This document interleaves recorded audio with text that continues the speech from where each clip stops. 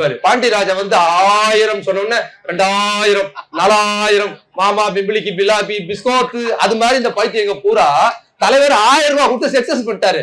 இவனுக்கு உடனே நான் 2000 நான் 4000 மாமா பிம்பிளிக்கு பிலாபி பிஸ்கோத் தான் கொடுப்பானுங்க அவனுங்க. எடப்பாடி பழனிசாமி கையாளாக தரம பூரா தொகுதியும் காலியாக போகுது, நம்ம ஆட்டம் க்ளோஸ் தெரிஞ்சதுனால அவர் என்ன பண்றாரு, முதலமைச்சரை பார்த்து நீ நாசமா போவ, நீ கொரோனாவில போவ அப்படின்னு முதலமைச்சரையும் துணை முதலமைச்சர் அள்ளி தூத்துறாரு.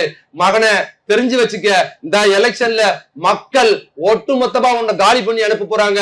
அருமை மக்களே, அந்த கும்பல் அப்படி இருக்குது. இந்த நடிகர் வந்து என்ன பண்றான், நம்மளதான் நோன்றான். நமக்கு ஒரு குஸ்கா போட்டுலாம் கூட கஷ்டப்படும் போது கொடுக்காத இவன் நம்மள நோன்றான். நல்லா தெரிஞ்சுங்க. அவன் ஒண்ணு சொல்றான், நான் 250 கோடி ரூபாய் சம்பளம் வாங்கினேன், எனக்கு நான் வந்து சம்பாதிக்கணும்னு அவசியம் இல்ல. டே, 250 ரூபாய் கோடி சம்பளம் நான் உங்க ஒப்பங்கிட்ட இருந்து வாங்கினியா, நான் அமெரிக்கால இருந்து வாங்கினியா?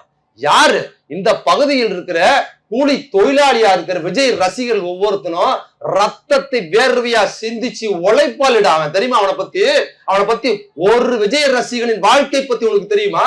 தன் உயிரையே வேலை கொடுத்து அவ்வளவு கஷ்டப்பட்டு வேலை பாக்குறான்.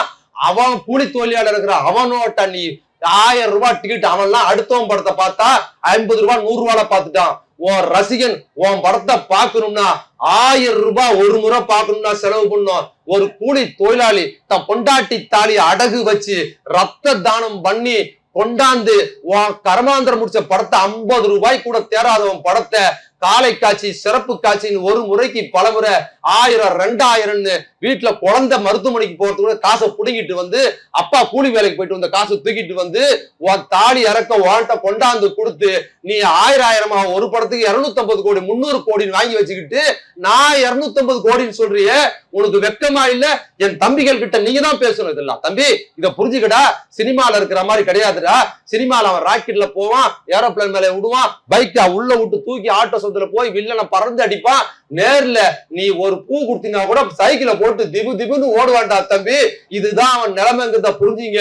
உன் கட்சிக்கு நீ ஐடியாலஜிக்கு அஞ்சலி அம்மான்னு ஒரு அம்மா வச்சிருக்கிறியே, அந்த அம்மாவே எங்க திமுக சட்டமன்ற உறுப்பினர் 1000 விளக்கு சட்டமன்ற உறுப்பினர் எழிலனோட பாட்டிடா டுபாகோரு.